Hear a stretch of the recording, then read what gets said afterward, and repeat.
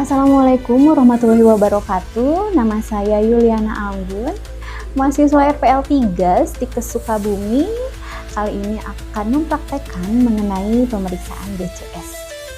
Hari ini saya akan mempraktekkan bagaimana cara penilaian tingkat kesadaran dengan menggunakan GCS. Apa itu GCS? Jadi GCS ini kita akan mengukur tingkat kesadaran. GCS ini kepanjangan dari Glasgow Coma Scale.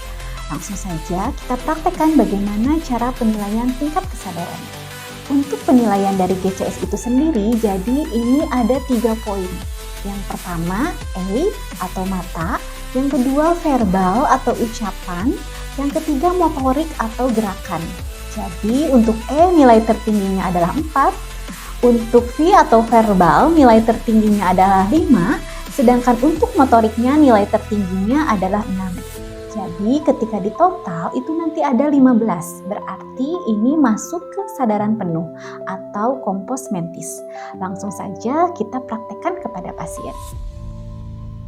Kita praktekkan untuk yang pertama yaitu cara merespon untuk bagian penilaian E-nya atau matanya. Yang pertama, jika nilainya 1 itu tidak ada respon. Jadi ketika kita berikan rangsangan, Pak, kita panggil tidak ada respon membuka mata, berarti nilainya 1. Terus ketika kita berikan rangsangan di bagian dada, pasien membuka mata berarti nilainya 2. Rangsangan bisa kita berikan di bagian dada atau di bagian kuku. Kita pencet di bagian kukunya, itu nilainya adalah 2.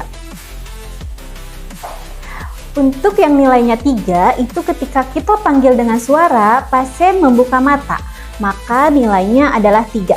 Pak, bangun Pak. Nah, ini berarti nilainya adalah 3. Berarti membuka mata ketika dipanggil dengan suara.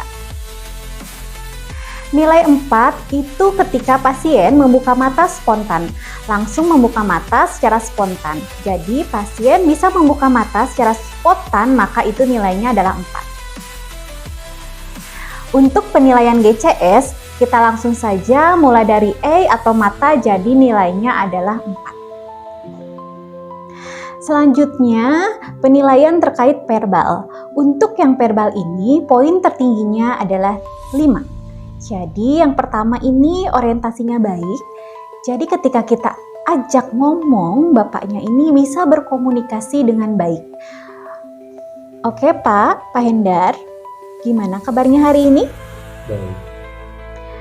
Nah, baik, jadi ini orientasi baik, berarti nilainya adalah 5. Oke, untuk yang selanjutnya, ketika nilainya 4 itu ketika kita ajak berbicara, itu bapaknya nanti tidak bisa berorientasi terkait tempat dan waktu. Jadi agak bingung untuk menentukan tempat dan waktunya.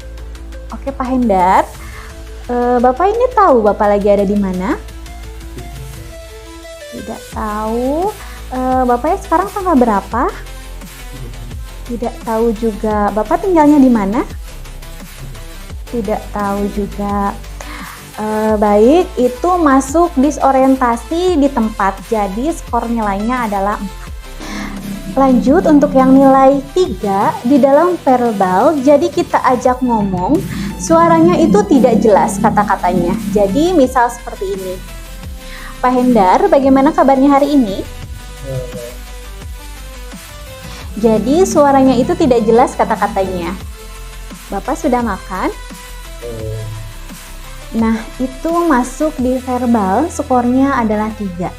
Oke, untuk yang selanjutnya, skor 2, itu ketika kita ajak ngobrol pasiennya diajak ngomong itu pasif. Pasiennya nanti tidak bisa menjawab dengan baik atau menggeram. Oke, kita contohkan. Pak Hendar, bagaimana kabarnya hari ini? Bapak sudah makan atau belum? Oke, itu contohnya. Jadi hanya menggeram. berarti nanti itu skornya adalah 2. Untuk skor 1, ini ketika kita ajak bicara, pasiennya tidak ada respon sama sekali. Pak Hendar, bagaimana kabarnya hari ini? Ini tidak ada respon, berarti nilainya adalah 1. Untuk motorik, jadi skor tertingginya adalah 6. Kalau yang 6 ini, pasien bisa berorientasi dengan baik, mengikuti dengan perintah. Contohnya seperti ini. Pak Hendar, tolong angkat tangannya. Jadi dia bisa mengikuti dengan perintah dengan baik, maka skornya adalah 6. Untuk yang skor 5, jadi ini pasiennya melokalisir nyeri. Jadi tahu di mana tempat nyeri ketika diberikan rangsangan. Berarti skornya adalah 5. Untuk yang skor 4, di sini ketika diberikan rangsangan nyeri, ini pasiennya menghindar. Contohnya seperti ini. Nah, ini maka skornya adalah 4. Untuk selanjutnya, untuk yang skor 3, jadi ketika diberikan rangsangan nyeri, dia nanti akan fleksi abnormal. Jadi contohnya seperti ini.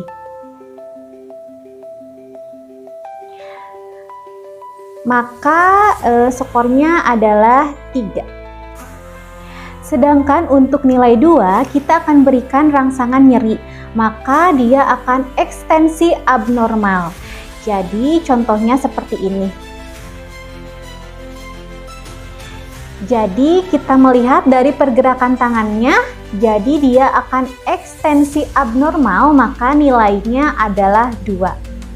Sedangkan untuk nilai 1, itu ketika kita berikan rangsangan nyeri, kita berikan perintah, pasien tidak merespon, maka nilainya adalah 1. Selanjutnya, kita total dari skor A, verbal dan motoriknya. Kita total semuanya, jika skor tertinggi maka nilainya adalah 15. Selanjutnya kita total nilai dari E, V, M itu nanti totalnya agar tahu nanti masuk kategori dari mana. Selanjutnya kita total dari skor E, verbal dan motoriknya. Kita total semua, jika skor tertinggi maka nilainya adalah 15. Selanjutnya kita total nilai dari E, V, M itu nanti totalnya agar tahu nanti masuk kategori dari mana. Untuk nilai GCS-nya 15-14 masuk di kompos mentis, 13-12 apatis, 11-10 delirium, 9-7 somnolen, 6-5 sopor, 4 semikoma, dan 3 adalah koma. Demikian terkait praktek penilaian tingkat kesadaran atau GCS. Semoga bermanfaat untuk kita semua. Wassalamualaikum warahmatullahi wabarakatuh.